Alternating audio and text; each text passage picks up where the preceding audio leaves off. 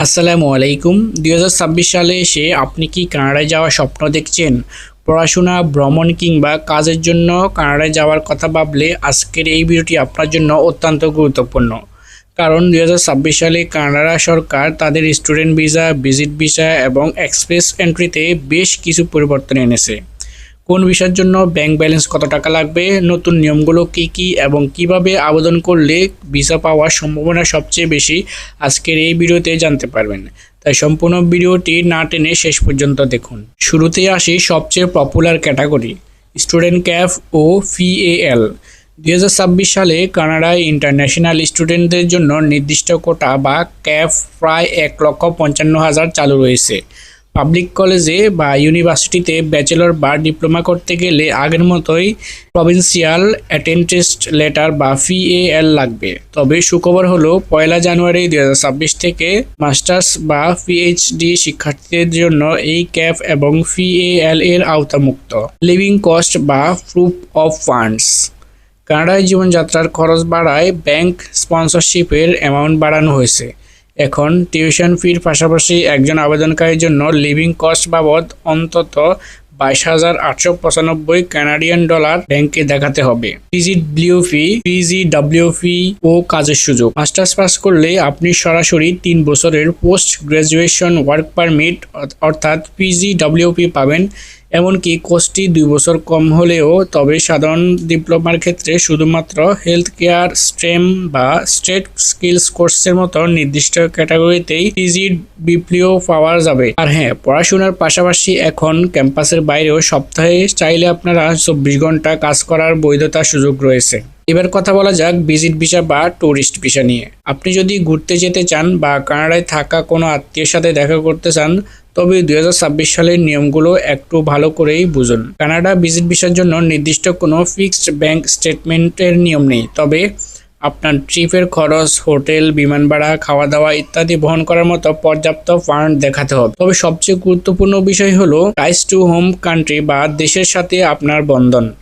Visa অফিসারকে এটা বিশ্বাস করাতে হবে যে আপনি ভ্রমণ শেষে বাংলাদেশে ফিরে আসবেন। এর জন্য আপনার স্থায়ী চাকরি, ব্যবসা, সম্পত্তি বা স্ট্রং ফ্যামিলি টাইসের ডকুমেন্টস দেখাতে হবে। 2026 সালে কানাডা তাদের পুরো ভিসা প্রসেসকে সম্পূর্ণ ডিজিটাল ও অনলাইন ট্র্যাকিং সিস্টেমে নিয়ে এসেছে।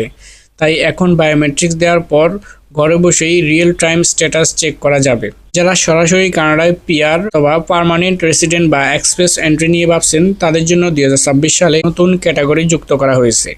কানাডা সরকার এখন সাধারণ ড্রয়ের চেয়ে ক্যাটাগরি বেস সিলেকশনকে বেশি প্রাধান্য দিয়ে, বিশেষ করে আপনার যদি নিচের সেক্টরগুলোতে 1 বছরের কাজের অভিজ্ঞতা থাকে, তবে 2026 সালে আপনার কানাডায় যাওয়ার সুযোগ সবচেয়ে বেশি। 1 নম্বরে হলো মেডিকেল ডক্টর বা health professional, science, technology, engineering এবং ম্যাথ ব্যাকগ্রাউন্ড। 3 নম্বর হচ্ছে ট্রান্সপোর্ট বা পরিবহন খাত এবং স্কিল ট্রেডস, যেমন প্লাম্বার, ইলেকট্রিশিয়ান ইত্যাদি ধরনের আরও বিভিন্ন ধরনের কাজ রয়েছে এগুলো।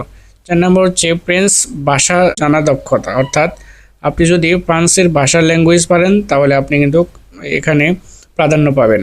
তবে মনে রাখতে হবে, আগে এই ক্যাটাগরিগুলোতে 6 মাসের অভিজ্ঞতা থাকলে চলতো।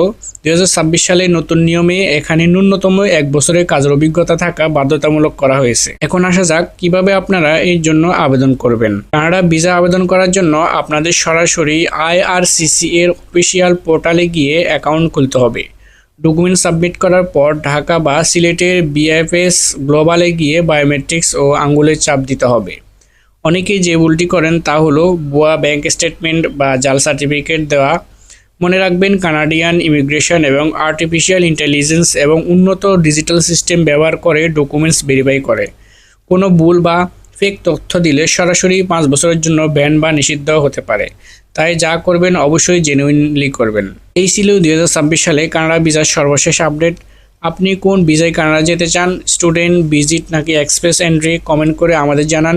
ভিডিওটি ভালো লাগলে অবশ্যই একটি লাইক দিন, বন্ধুদের সাথে শেয়ার করুন। আর এই ধরনের ইনফরমেটিভ ভিডিও নিয়মিত দেখতে চ্যানেলটি সাবস্ক্রাইব করে বেল আইকনটি ক্লিক করে রাখুন। আজ এই পর্যন্তই, দেখা হবে পরবর্তী ভিডিওতে। ধন্যবাদ।